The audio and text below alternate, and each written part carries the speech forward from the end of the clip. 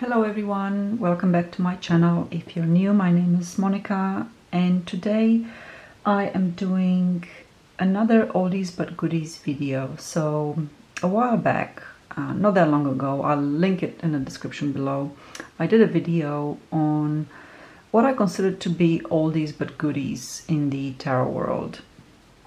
So these were tarot decks that have been around for quite some time, usually around 10 years, maybe even more, that are mainstream publications. So they're not indie, they're not out of print, they're not hard to find, they're not ridiculously expensive, they're sort of relatively affordable. So yeah, they're in print, they're mainstream, you can still find them. And they are great for readings, for beginners, and for readings that are, pragmatic, practical. They're basically great reading decks. But they are not the Rider-Waite-Smith deck.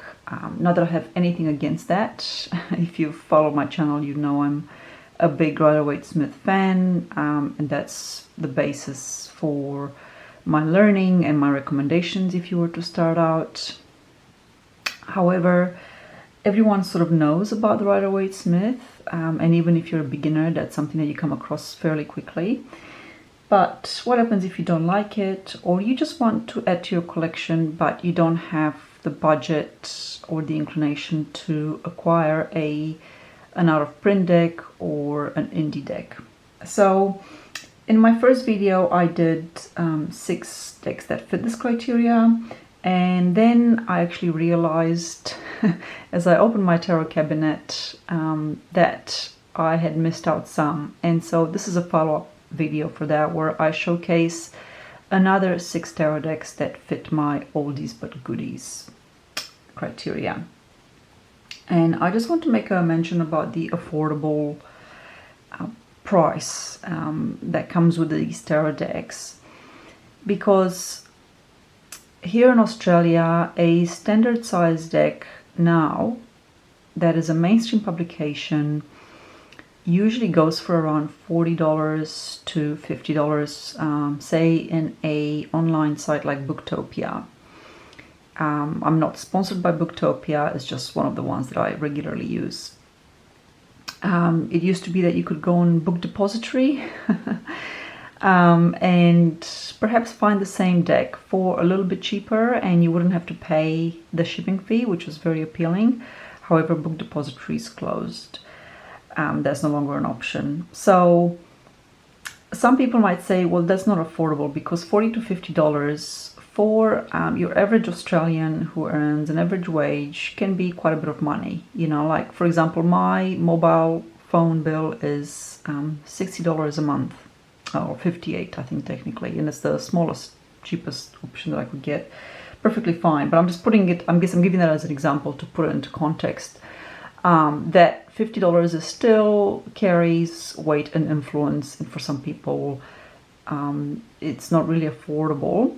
So all I'm going to say about that is, number one, there aren't many decks out there that are mainstream that you can get for a lot less than that. $40 is the standard, 40 to 50. You can get them around the 35 if they're like in a tin sometimes. But there is the option, because these are mainstream and they're still imprinted and they've been around for a while, that you can pick these up on your local Facebook pages for buy, swap, sell tarot decks, for example, for quite a bit cheaper. They will come up for $20 or $30. I bought one not long ago. It wasn't one of the ones I'm recommending today, but it was a mainstream Llewellyn publication that I bought for, I think, $10 or $15. Yeah, so and secondhand doesn't bother me at all. So anyway, I just wanted to clarify that, because I know that affordable is a relative term. And before the pandemic, these decks would go for around $25 to $35. So the prices have jumped, but that's across the board with everything really these days. So anyway, let's get started. So the first one, I opened my tarot cabinet and it was staring at me right in the face, as if to say, how could you? How could you forget? Is the Druid Craft. Now, this does have a bit of a pagan influence, obviously. It's called the Druid Craft. If you're into druidry or any sort of pagan influence, then this is a fantastic tarot deck. Even though it is pagan themed, even if you're not into paganism or druidry or Wicca or anything like that, this is a fantastic reading deck. The only thing I would say, so yes, it comes with a in a kit set, and the one that I have is the initial printing, which came in a larger format with a large book, and these are the cards. The one thing I'll say is that the cards are really large, and even with the second printing, which comes in a smaller box, a smaller format, my understanding is that they're still the same size, so they're still a big size. So you might want to keep that in mind. But let me get them out and have a little chat about this tarot deck. So yeah, the first thing is that the book is excellent. It comes with a really, really fantastic guidebook. It's got spreads, it's got information on the cards, like a full page. You know, it talks about number 10, like all of the numbers, it goes through them, and then it goes through like each suit by number. So it's really fantastic. And then the cards themselves, yeah, so they're big, but they are absolutely wonderful in terms of understanding and relating to the imagery, especially if you've learned with the Rider-Waite-Smith system. So yeah, they're beautifully illustrated. They keep to the Rider-Waite-Smith really well. There's a bit of nudity, if anyone, has an issue with that. Obviously people that are into paganism and Wicca and Druidry and things like that, I would think that they're a bit more comfortable with nudity, but maybe that's just my assumption. I don't know.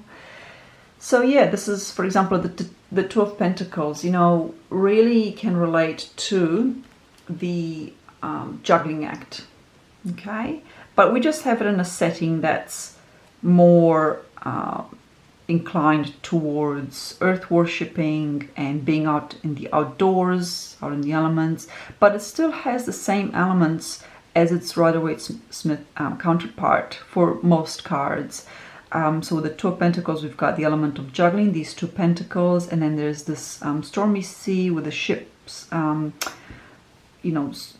finding it difficult or challenging to navigate, adding a bit of a layer to the meaning, but still a Rider-Waite-Smith based deck.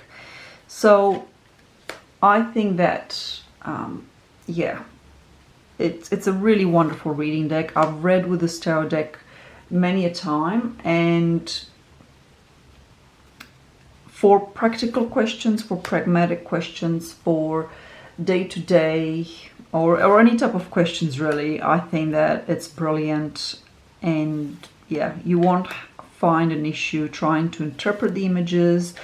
They're not overly cluttered, and that's what I like about, like, my ideal beginner decks don't have a million things on them. They don't have astrology and the Kabbalah and numerology and gosh, so many things that you can add, alchemy, alchemical practices and cryptic messages and the Tree of Life, and it just goes on and on. No, they're like day-to-day scenes, ordinary scenes from day to day, people in ordinary settings doing their own thing, and I also like them to be nicely or beautifully illustrated. So this is a Druid Craft, and in my opinion it's held its value as an incredibly wonderful reading deck. I think the fact that they have republished it speaks of that. And you can get this now for around, I think the smaller version, so I think around $35 when I looked it up. It was, let me have a look, I think I wrote it down. Yeah, $35 to $40 is what you can pick this up for.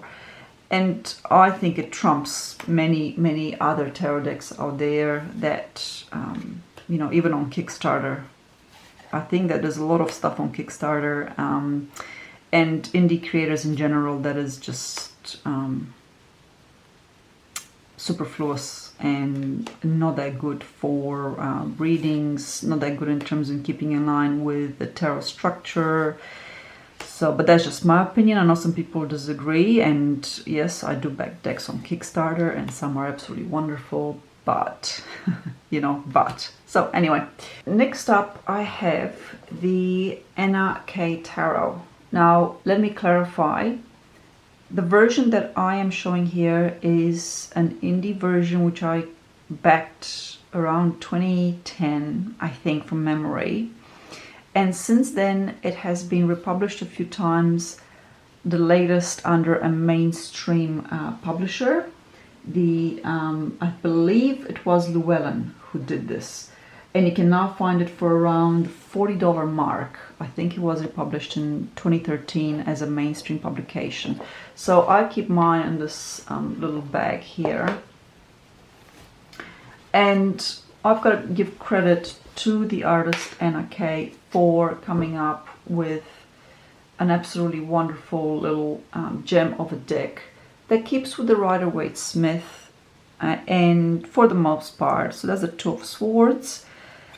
It's very easy to relate to and to understand the scenes. They are beautifully painted. They are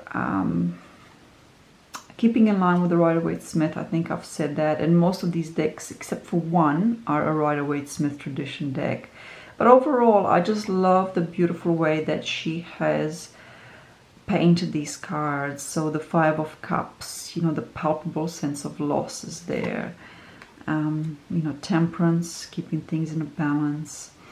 And what I really appreciate about this tarot deck, that it does much better than others, is the color structure. So the Five of Swords here is a much more violent and disturbing scene than your typical Five of Swords. So you'll find some of the cards deviate a little bit, but not by much, from the Rider-Waite-Smith. So yeah, the color structure. What I mean by that is that when you do a spread, when you've got 3 cards, 5 cards, 7 cards, particularly with the bigger spreads, the color really stands out. So you'll have these darker cards, right? For example, the King of Cups and the Tower are, you know, really dark cards. Not that by dark I mean negative. For example, the King of Cups is it's a very positive card. I'm very much a fan of doing this sort of thing. You know, reading at night. Okay, I don't have the fireplace, but there's candles, and it's just really lovely. And then you have like really light cards. So here is the Eight of Swords, and again, the Eight of Swords is a very challenging card because it's a card of bondage and limitations and obstructions. And this is one of my favorite interpretations of the Eight of Swords, because it's really what it's saying is that your limitations are largely derived from how you view yourself, which is often a really difficult concept to get around, even though it's true in a lot of cases. And particularly with the swords, you know, the swords is all about the mind, and so the artist has really picked up on that and done a really fantastic job. But yeah, you can get a feel for the transition using color in this tarot deck. So sometimes, for example, the past 3 cards might be all bright, like really vivid standout colors, and then you look at the future 3 cards in a spread and they're all on that darker palette in the art. And I think that it helps you to pick up a pattern.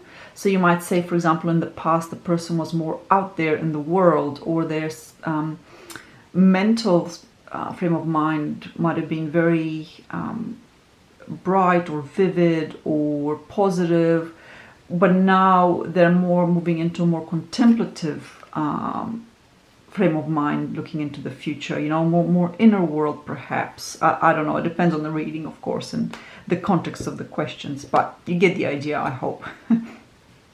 So yeah, the NRK Tarot as a mainstream publication now, that's still relatively affordable. It's a fantastic reading deck, highly relatable. Most of these scenes you will know straight away the Rider-Waite-Smith equivalent, even though you haven't yet had a chance to clarify the card, which is at the top of each card. You've got the number and the element. Highly recommend this deck for beginners, for everyday readings, pragmatic readings, works like a treat. And bonus is that the cards are small. These are not big cards. So here, let me give you a comparison, right? NRK and Druid Craft. I mean, really big size difference. The third deck is the Golden Tarot by Cat Black. This is mainstream publication by US Game Systems, and I believe you can pick this up for around $45 to $50, but again, now and then it will come up secondhand for $20, $30. And because it's in such a sturdy box, at least the earlier versions, I think that's been reprinted. I can't speak for the later reprints, but yeah, it's a really nice solid box. So even secondhand, the cards will be in great condition. It does come with a wonderful little booklet, and I highly encourage people to peruse this booklet to get an idea about where the artist was coming from and how she arrived at these images in this deck, because this deck is a collage deck. And I have to say, for a collage deck that was printed in, hang on, let me have a look. A collage deck that was printed in, the first edition was printed in 2003. You think about 2003 and at what level digital collage programs were back then compared to what they are at now in 2023. In 20 years, the digital collage mediums via software have not just increase in diversity, but in how much you can do with them. And still, in my opinion, this deck trumps many collage decks that have been recent on the market out there. Okay, so let's have a look and have a chat about it. So it is Rider-Waite-Smith, and this is a collage from different paintings. And they are paintings from, I believe, the Renaissance. I'm going to have to double check. Hang on. Yes, so the booklet clarifies that this is a collage deck of artwork from the late Middle Ages and early Renaissance. Poignant images of gentle beauty and human frailty came from a time of violence, pestilence, and oppression. They speak of a truth that is timeless and a hope that flowers even in the darkest conditions. So she goes on to give a bit of an introduction to this and how she's done the artwork. And what's interesting is that when she talks about the digital collage, is how she's approached it and just how much it took to put these together. So this version of the deck, she goes on to say that it took about 1,500 hours to produce, and each picture is composed of about 20 layers, and each layer has been manipulated to make it match the whole composition as much as possible, and so on. So I'm not going to go into detail. This is not a detailed review, so we need to be mindful of that. But my point is that I consider this tarot deck to be far above what many other decks are now in in Kickstarter and individual publications out there. There are digital collage, and that she's done a brilliant job in putting these together. And not only that, but they are absolutely beautiful. They have a soft romantic feel to them. Let me just turn this around. I think that it's a bit easier to to do this like this. Yeah, excellent. So again, very relatable. 9 of coins, right? This is very similar to the Rider-Waite-Smith equivalent, the lady with the coins. But I love the artwork. I love how well it is put together. The cardstock is nice and thick, and it gives a very soothing color palette. It's not jarring. She's done a brilliant job in putting these images together. If you're into this sort of thing and you want to try something different beyond the Rider-Waite-Smith, that is an excellent working deck. I think for me personally, the Golden Tarot is a top choice. And I know people disagree, but I think it puts to shame a lot of other digital collage decks that have come out since this deck was published. And again, it's been 20 years and people are still doing crappy digital collage. Not all of it. There's been some wonderful ones out there too, but you know, it's not as simple as just getting onto a software and sticking some images together. You got to have a really good eye for refinement and a sensitivity toward aesthetic to make collage work. So anyway, that's just my little rant. Was it a rant? Possibly. So yeah, for all these reasons, I consider the Golden Tarot to be an excellent reading deck for beginners and for general life questions, work, relationships, money, business, you name it. It keeps so well with the Rider-Waite-Smith tradition. And I also think that the, I'm very fond of the color scheme and the color palette used. It's very cohesive throughout the whole deck, and I really appreciate that. So that's the Golden Tarot by Cat Black. The fourth deck is a Thoth based deck, and that's the Vision Quest Tarot. This is an AGM publication, still available out there. I believe you can pick this up for around $35 to $50.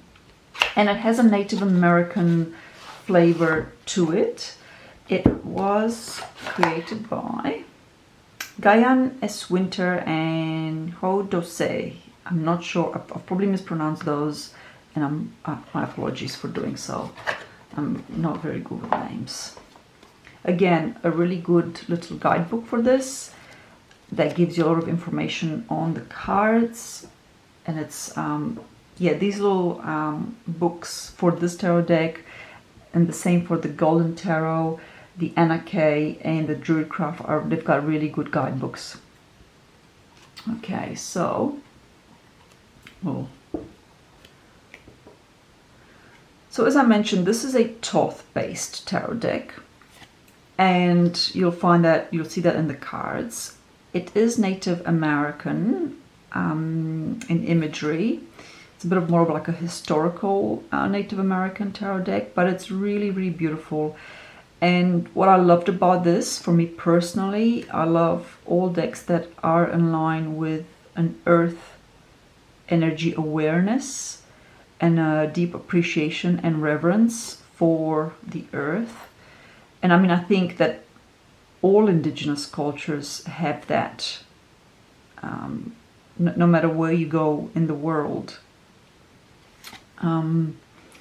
So yeah, it's fairly self-explanatory because being Thoth-based, it has the keywords as well.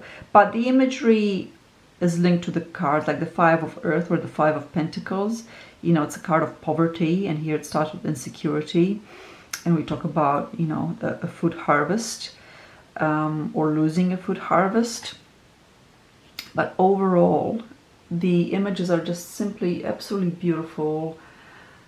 Very, very delightful and enjoyable to look at. The artwork is stunning. I really, really love it. The only thing that I don't appreciate with this tarot deck is that the cardstock is thin plastic, and I think that's just such a letdown for me. I'm not a fan of overly plasticky cardstock personally, but that's a personal choice, right? So there will be readers and collectors who prefer this particular cardstock. It's just not my thing. So yeah, if you like to work more with Thoth or are interested in deviating or diverging a bit from the Thoth tarot deck, then this deck The Vision Quest is a really nice alternative. I'm not sure what else I could say about it. I've done readings with this, but for me, the readings when I work with Thoth-based decks, because I'm not a fan of Thoth, or I'm not that well versed with it, I should say, I save them for those times when I really need to challenge my perception and to challenge what I know, and I need to not work within a system that is very easy for me to revert to set keywords for each card. So that's when I pull out my Thoth-based decks. But yeah, it's different for everyone, I guess, who works with the Thoth system. But for me, I've had this for, oh gosh, 10 years, I don't know, something like that, and I still work with it. It's still standing proud in my collection, and I consider this to be a great working deck. So second to last, we have the Halloween Tarot. So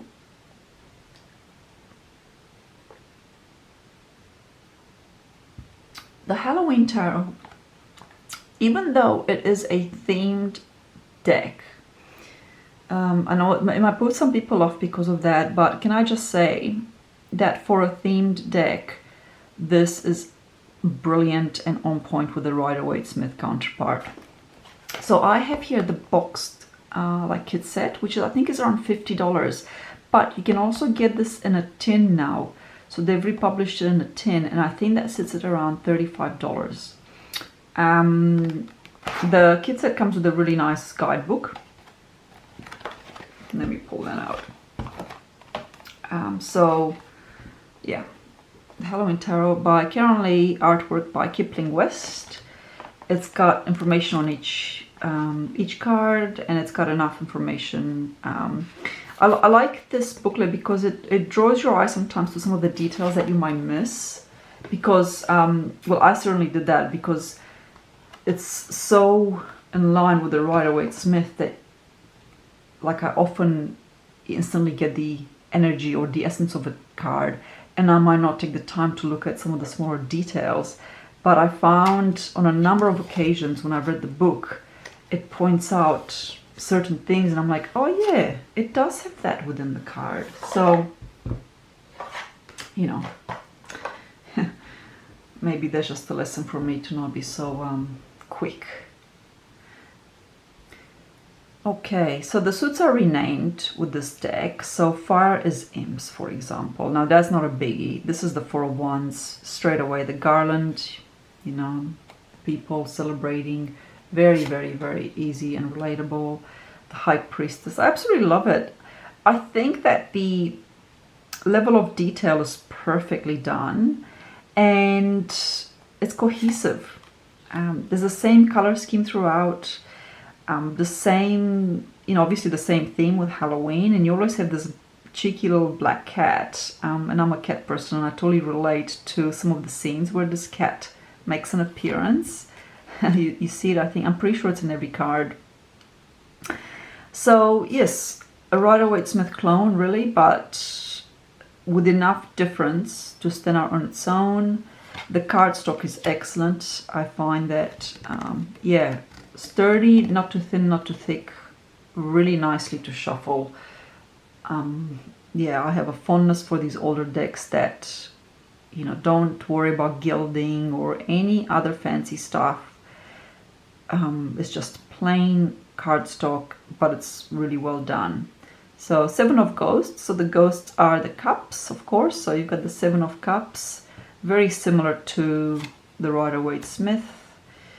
The bats are the swords. Yeah, that's fantastic. And I love the artwork. I'm a fan of illustration, and I think it's just really, really beautifully done. Like, without being gory or dark, macabre, because I don't do any of that sort of stuff. I don't do skulls. I don't do... yeah, there's a lot of stuff that puts me off some of the tarot decks out there. But yeah, this deck, I really, really enjoy reading with it. And after a decade of having it, I still pull it out at in October. even though I'm in the southern hemisphere, but yeah, can't help it. I see everyone else in the northern hemisphere getting their Halloween vibe on, and I'm like, right, I'm gonna join in the party. So yes, I would recommend this. If someone is really into Halloween, or they want something that's got this sort of illustration type style that keeps with Rider-Waite-Smith, like there's no mistaking it. This is the Four of Swords, right? So alike and so relatable. Then the Halloween tarot is a great choice in my opinion. And finally, I don't have a deck to show you because I actually sold it. And that is the Modern Witch by Lisa Sturl. Now, this I am pretty sure is mainstream, even though it was not published by one of the main publishing houses as far as I know. It was published by Sterling Ethos, I think, and you can find it for around $35 to $50. So as I talk about it, I'm going to have some pictures up,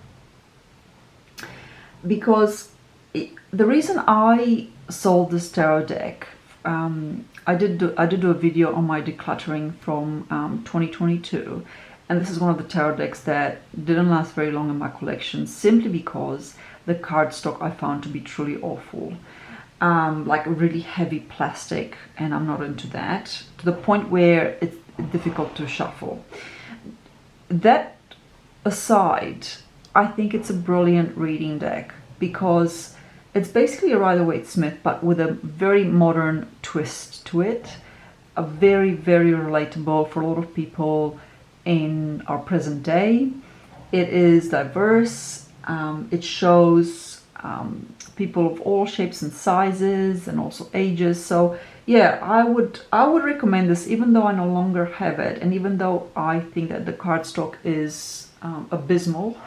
And I'm sorry to be so cutting, I don't mean to, but I found it absolutely awful. And if I could get it in a English version, in a cardstock that's, say, similar to the Halloween tarot, for example, something like this, I would certainly have that as an option, because I think for reading for a younger audience, it is a great reading deck. So I'm going to wrap it up now and try and finish this cup of tea before it goes cold.